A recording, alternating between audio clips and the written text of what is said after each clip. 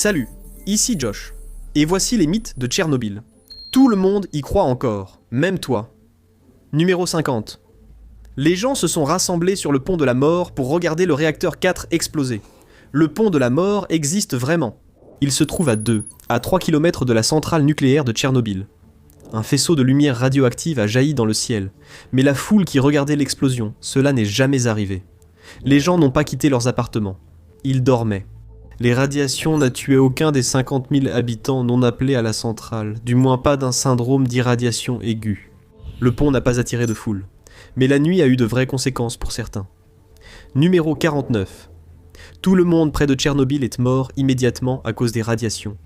Svetlana Alexievitch, auteure de La Supplication, Tchernobyl, chronique du monde après l'apocalypse, a interrogé de nombreux habitants. Ils ne sont pas morts, mais certains ont signalé des maux de tête et un goût métallique dans la bouche. C'était tout. Il fallait être bien plus proche pour subir des effets graves, mais pour les pompiers, c'était pire que ce que l'on imagine.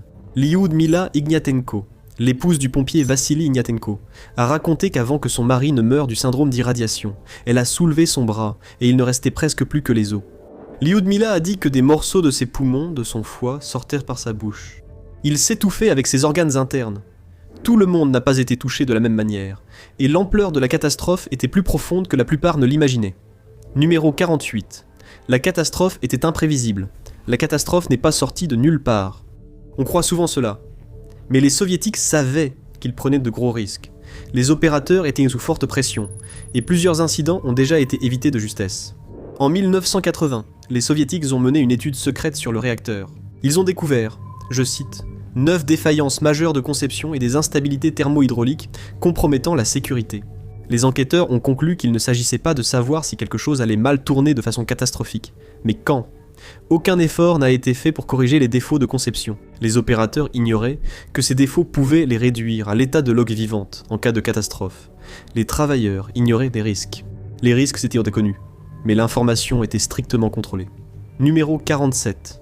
Les soviétiques ont utilisé l'accident de 3 Mile Island à des fins de propagande. En 1979, lors de l'alerte nucléaire à 3 Mile Island aux États-Unis, les soviétiques n'ont pas profité de l'occasion pour faire de la propagande. Les informations ont été très censurées. Les responsables ne voulaient pas que quiconque pense que l'atome était autre chose que pacifique et parfaitement maîtrisé.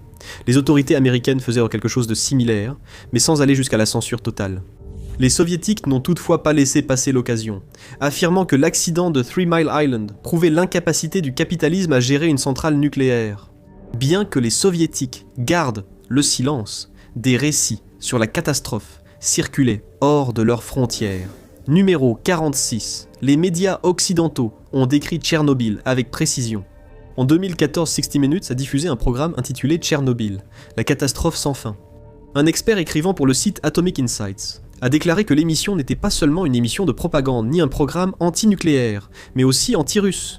De nombreux exemples de fausses informations sur Tchernobyl viennent de l'Occident.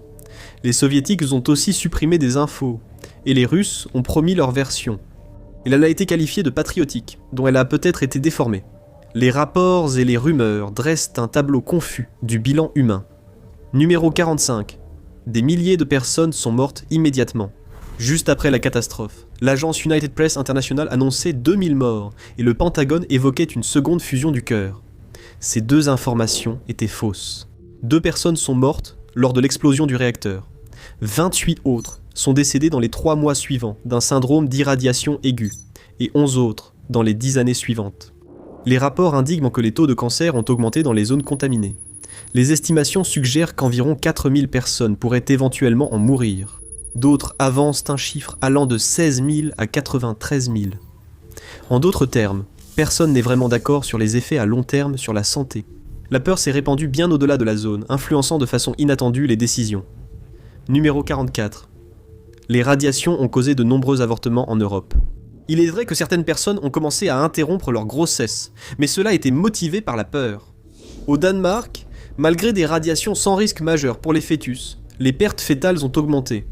Le taux d'avortement a aussi progressé ailleurs. La Suède, la Norvège, l'Allemagne de l'Ouest, le Royaume-Uni et certaines régions françaises ont vu croître les interruptions de grossesse. On estime qu'il pourrait y avoir eu entre 100 000 et 200 000 avortements supplémentaires dans toute l'Europe. Les inquiétudes liées à la grossesse étaient courantes, bien que non confirmées scientifiquement. Numéro 43. Les radiations ont causé de nombreuses malformations congénitales. Il y avait une peur généralisée que les enfants puissent développer non seulement un cancer précoce, mais aussi des malformations congénitales.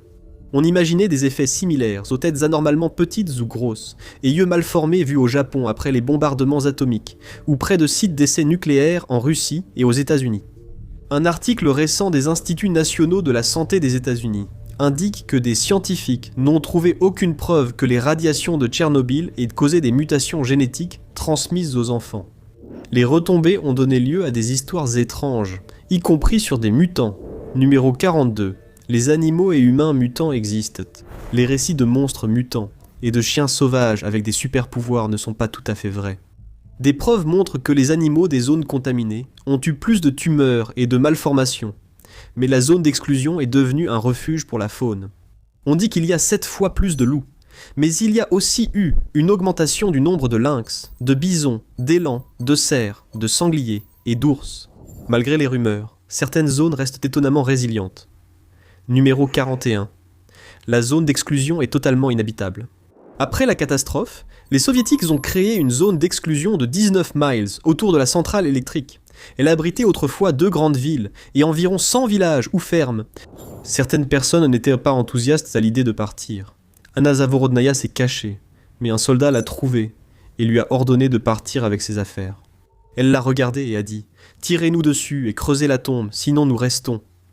Après avoir entendu le soldat parler des dangers, elle a répondu « Les radiations ne me fait pas peur, c'est la faim ». Elle avait sans doute raison. La vie dans la zone de danger n'était pas aussi effrayante qu'on le pensait. Elle ne s'est pas arrêtée. Les gens allaient toujours travailler. Numéro 40. Tous les travailleurs y sont en grand danger.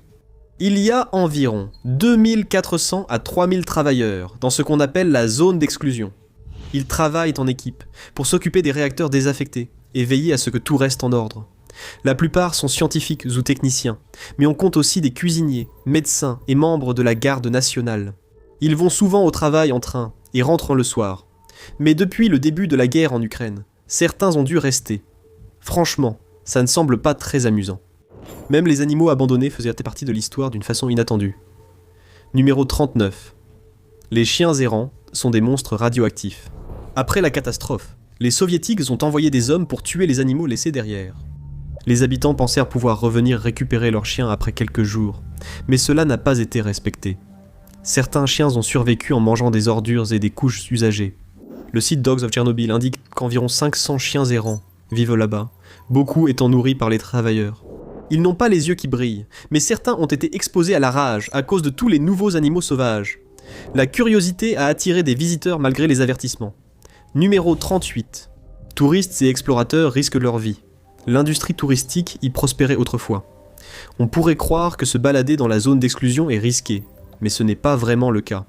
Vous pouviez même passer la nuit dans un hôtel situé dans la ville de Tchernobyl elle-même, où vous pouviez vous promener dans les forêts radioactives contaminées du Bélarus. Un explorateur aventureux a trouvé des maisons abandonnées, et un vieil homme nommé Kolya, qui semblait vivre de vodka et de miettes de pain. Découvrez la vérité choquante sur Tchernobyl et d'autres catastrophes. Aimez, partagez, abonnez-vous pour des histoires étonnantes sur leur déroulement. La culture locale s'est adaptée de manière créative, parfois surprenante. Numéro 37. La vodka de Tchernobyl est radioactive. Oui, Tchernobyl a sa propre marque de vodka. C'était une bouteille expérimentale conçue par des scientifiques britanniques et ukrainiens, à partir de grains cultivés dans des zones contaminées, nommées atomiques. Elle a été testée pour la radioactivité et jugée parfaitement sûre. Il a été décidé que produire de la vodka pourrait aider à la reprise économique des personnes touchées. Il y a des points chauds de radioactivité, mais la majorité des zones sont sûres. La catastrophe a également mis à l'épreuve les dirigeants au plus haut niveau. Numéro 36, Gorbatchev savait tout et il a échoué. Lors de la catastrophe, le président soviétique Mikhaïl Gorbatchev devait rapprocher le pays de l'Occident. Il fut donc furieux de la dissimulation. Il aurait crié sur des responsables du programme soviétique d'armes nucléaires. Vous disiez que tout était sûr. Vous croyiez qu'on vous verrait comme des dieux. Dans un autre accès de colère, il a dit que tout le système reposait sur la flatterie, la vantardise, la tromperie, le népotisme et la persécution des dissidents. Même le dirigeant le plus puissant de l'Union soviétique était maintenu dans l'ignorance. Les décisions prises sous pression ont révélé la vraie nature des impliqués. Numéro 35. Valéry Lagassov était un héros purement désintéressé. Valéry Lagassov faisait partie des hommes chargés de contenir la catastrophe de Tchernobyl. Dans les médias, il enregistre un témoignage sur ce qui s'était mal passé puis prend une corde. C'est vrai, le stress l'a atteint. Il est aussi vrai qu'il était déjà malade à cause des radiations. Ses cheveux tombaient et sa peau avait pris une teinte bronze. On appelle cela un bronzage dû aux radiations. Mais il n'était pas un héros désintéressé. Opportuniste, il cherchait à grimper dans l'élite scientifique de l'Union soviétique et organisait souvent des soirées chez lui pour réseauter avec des politiciens. Cela dit, il a eu le courage d'écrire « La catastrophe de Tchernobyl est une apothéose, le sommet de toute la mauvaise gestion qui a eu lieu pendant des décennies dans notre pays. On pense souvent que seuls des hommes ont nettoyé ou travaillé dans les hôpitaux après la catastrophe, mais c'est faux. » Numéro 34. Les personnes impliquées n'étaient pas toujours celles que l'on croit. On ignore ce qu'elles ont fait, mais selon les données, sur 237 patients admis à l'hôpital numéro 6 pour syndrome aigu d'irradiation, 2 étaient ces femmes dont la santé a été affectée différemment. Numéro 33. Les liquidateurs ont survécu sans problème de santé. Environ 600 000 liquidateurs ont été mobilisés pour réduire les retombées radioactives. Beaucoup d'entre eux étaient de nouvelles recrues militaires. En moyenne, ils ont reçu une dose de radiation 120 fois supérieure à la limite annuelle jugée sûre.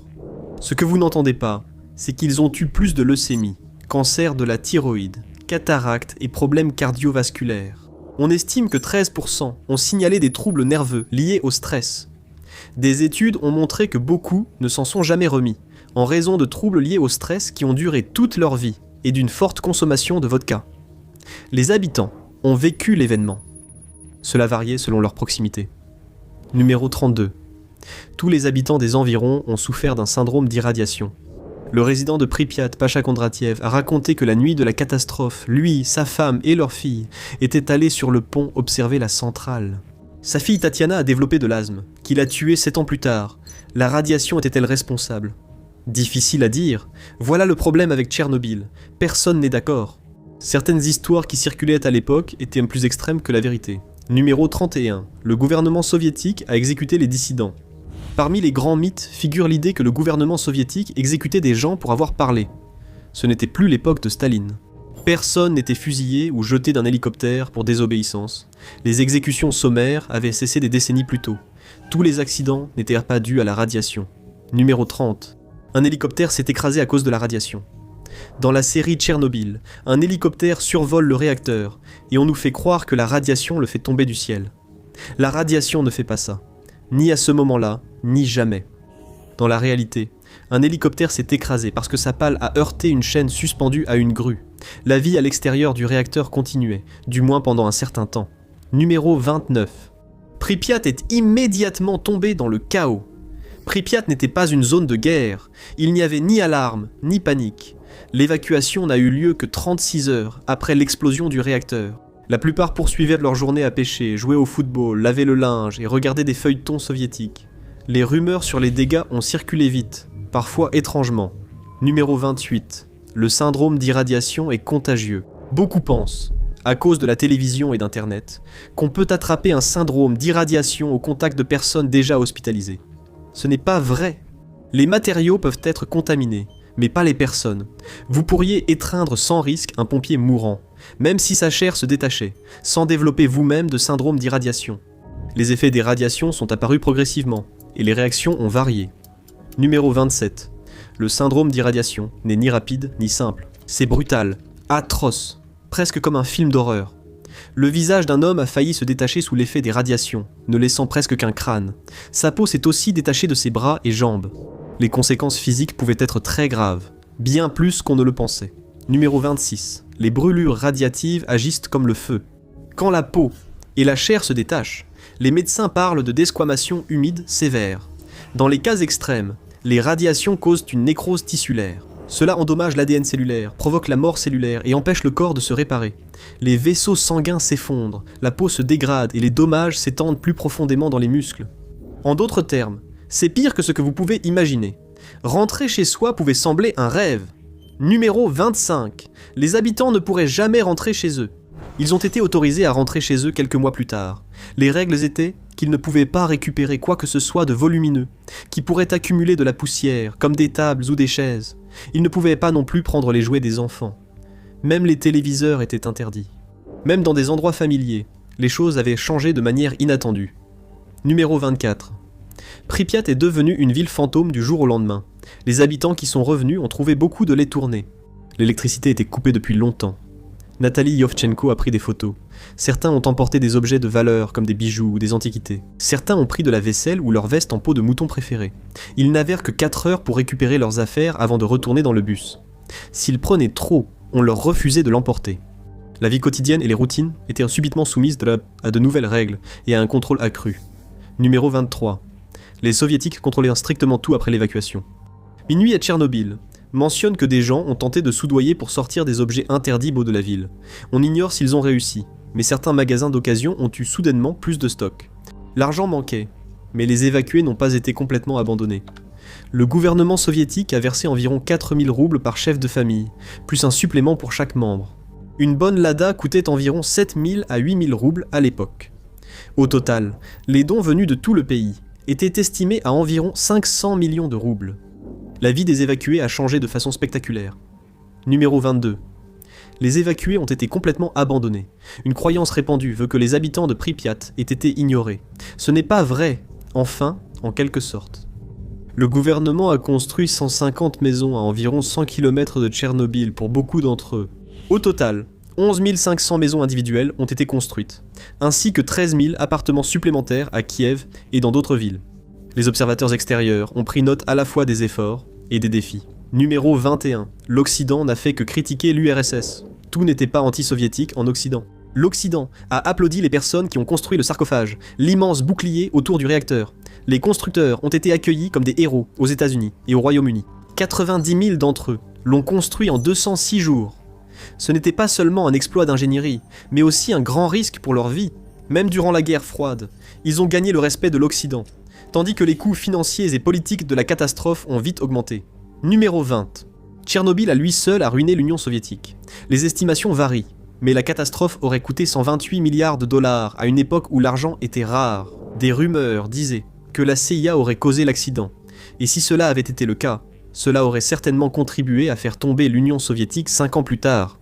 Mais la CIA n'était pas impliquée, et l'endroit le plus dangereux est devenu le centre de certains des plus grands mythes. Numéro 19. Le pied d'éléphant tue instantanément en quelques secondes. On disait que l'endroit le plus radioactif sur Terre était le pied d'éléphant de Tchernobyl. Le pied était un mélange de combustible nucléaire fondu, de béton, de sable et d'acier qui ont fusionné lors de l'explosion. La rumeur disait que si vous vous teniez à côté pendant 30 secondes, vous subiriez une mort atroce garantie. En 1986, la radioactivité était si intense que quelques minutes pouvaient être mortelles. 30 secondes, ce n'aurait pas été sûr, mais vous auriez survécu. Encore en 2016, passer plusieurs heures à proximité pouvait toujours délivrer une dose mortelle. Et les stéréotypes étaient souvent exagérés aussi. Numéro 18. Les responsables soviétiques buvaient constamment de la vodka. C'est une idée reçue courante que les soviétiques des années 80 buvaient sans arrêt de la vodka, y compris les hauts responsables de Tchernobyl. Cela apparaît aussi dans la série Tchernobyl, quand Uliana Komayuk confronte un responsable du gouvernement qui tient un verre de vodka. Sauf que boire ouvertement de la vodka comme ça ne se serait pas produit. Le gouvernement menait sa campagne anti-alcool. Cela a aussi permis de réduire fortement la mortalité et d'augmenter la longévité. Il est très improbable qu'un responsable ait bu publiquement au travail. En bref, se saouler au travail était un stéréotype occidental. Même la médecine avait ses limites face à ce qui s'est passé. Numéro 17. Les soins médicaux ont sauvé la plupart des victimes. Les patients étaient déjà trop atteints. Sur les 13 personnes ayant reçu une greffe de moelle osseuse, seules 2 ont survécu pour raconter leur histoire. S'il s'agissait d'une explosion nucléaire, on voudrait que les autres pays connaissent les dangers, non ? L'information circulait lentement, laissant des zones d'ombre dans la compréhension. Numéro 16. L'URSS a immédiatement informé le monde. Le gouvernement soviétique a gardé la catastrophe secrète. La Suède a alerté le monde après que les détecteurs de la centrale nucléaire de Forsmark ont relevé des niveaux anormaux, alors que l'URSS gardait le silence. Malgré l'exposition, tout le monde n'a pas subi les mêmes conséquences. Numéro 15. Tous les exposés sont morts rapidement. Ce n'était pas le cas. Certaines personnes très exposées ont vécu longtemps. Boris Tolyarchuk, l'ingénieur principal cette nuit-là, a survécu, contrairement à d'autres présents. Stoliar-Truk a souffert d'un grave syndrome d'irradiation, mais en 2018, il travaillait encore dans l'énergie nucléaire. Même les responsables ont survécu, bien que leur vie ait changé. Numéro 14. Tous les responsables sont morts à cause des radiations. Boris Sherpina dirigeait la commission d'enquête sur l'accident.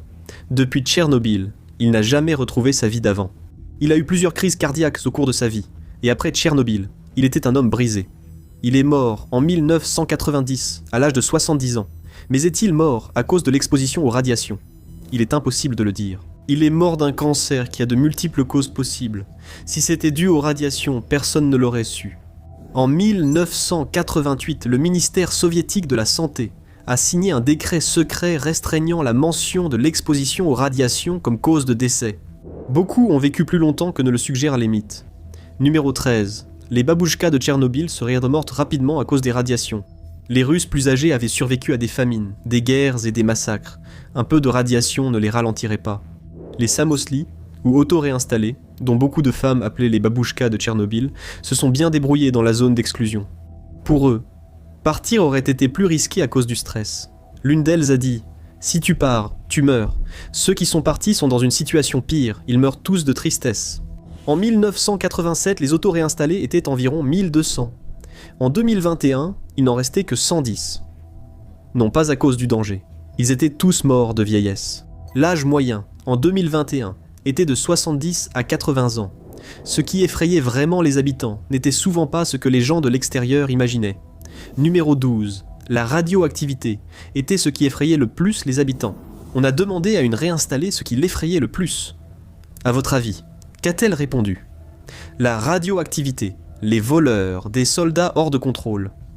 Non, elle a répondu, les serpents et les loups. L'anxiété et la peur ont eu leur propre impact durable. Numéro 11. La radioactivité était le principal problème à long terme. La peur de la radioactivité et des bébés mutants a fait exploser l'anxiété des gens. La peur était une sorte de radiophobie, et cela rendait les gens stressés. Les données ont montré que la consommation de cigarettes et d'alcool chez les évacués a augmenté de 40%. Cela s'est accompagné d'une hausse de la dépression, du stress post-traumatique et de l'anxiété. Les retombées radioactives ont touché des régions éloignées de la centrale, mais pas toujours comme on l'imaginait. Numéro 10. Les retombées ont rendu l'Europe de l'Ouest dangereuse. Au pays de Galles, les moutons broutaient sur des terres arrosées par des nuages radioactifs. Comme tous, les Gallois ignoraient après la catastrophe l'ampleur de l'impact. Tous craignaient. Finalement, c'est surtout leur portefeuille qui a été touché. Les agriculteurs ne pouvaient plus vendre leurs agneaux ou bœufs sur les marchés. 344 fermes galloises ont été soumises à des restrictions. Un animal de 40 livres se vendait alors 10 à 12 livres. Mais en réalité, ces moutons ou leur viande n'étaient pas dangereux pour les gens. Les rapports sur les mutations étaient souvent exagérés ou mal compris. Numéro 9. Des animaux mutants sont apparus partout en Europe. Selon un agriculteur, plus d'agneaux anormaux naissaient que d'habitude. Il était peut-être paranoïaque cependant. Aucune étude n'existe pour dire qu'il avait raison. Les réactions des gens allèrent de la prudence à l'extrême. Numéro 8. Les gens ont réagi rationnellement à la catastrophe.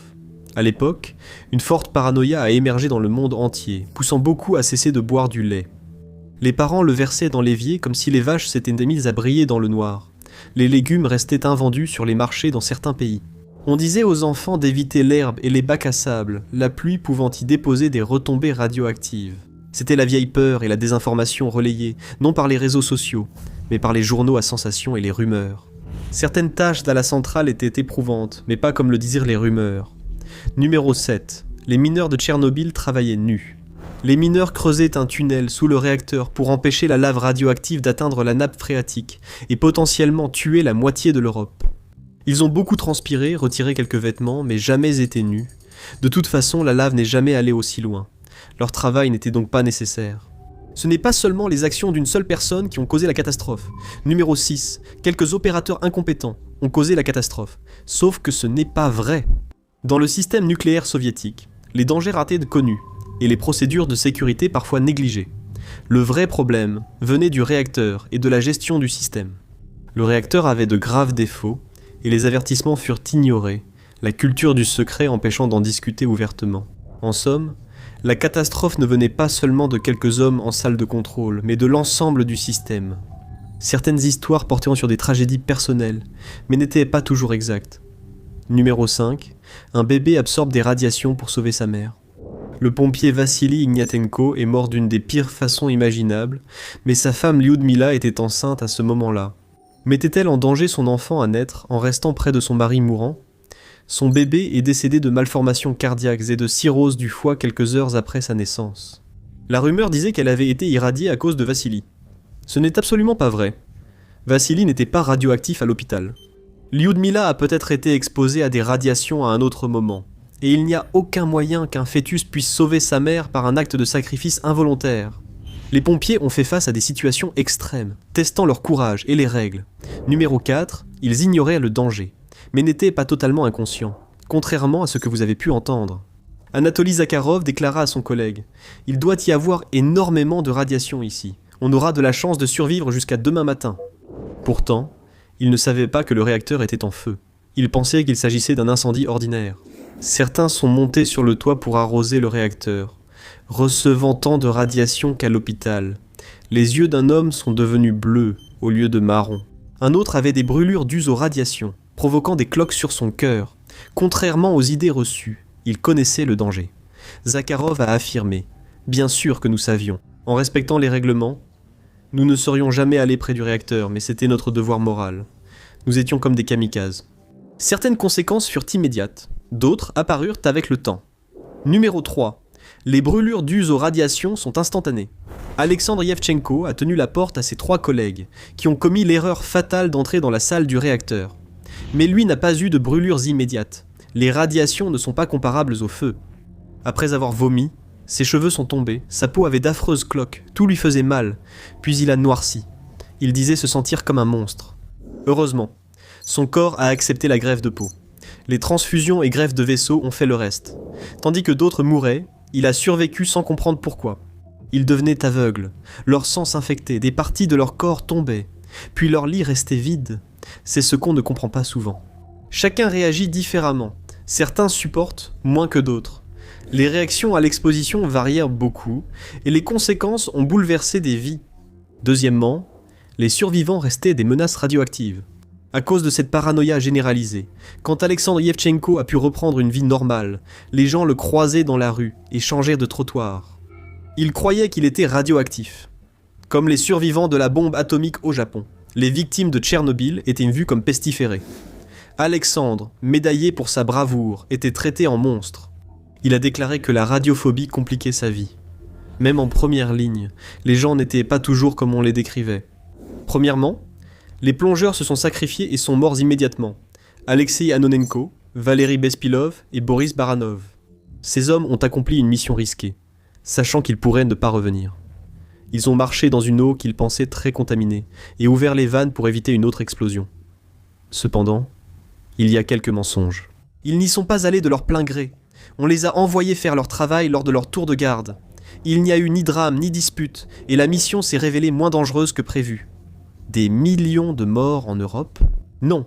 Même avec une autre explosion, il y aurait eu quelques dizaines de morts en plus en Ukraine et en Biélorussie, sans changer le monde. Ils ne sont pas tous morts immédiatement après. Boris Baranov est mort d'une crise cardiaque en 2005, mais les autres sont encore en vie aujourd'hui. Une rumeur sur Reddit affirme que l'immeuble d'Anonenko a été touché par un drone Shahed russe durant la guerre. Nous ne pouvons pas confirmer, mais il a bien quitté Kiev à cause du danger. Ils étaient en mission infernale, risquant la catastrophe à chaque instant. Regardez, l'escouade suicide de Tchernobyl. 3 hommes qui ont empêché une catastrophe nucléaire encore pire, et découvrez comment ils ont évité un désastre encore plus grand. Ou cliquez plutôt sur cette vidéo.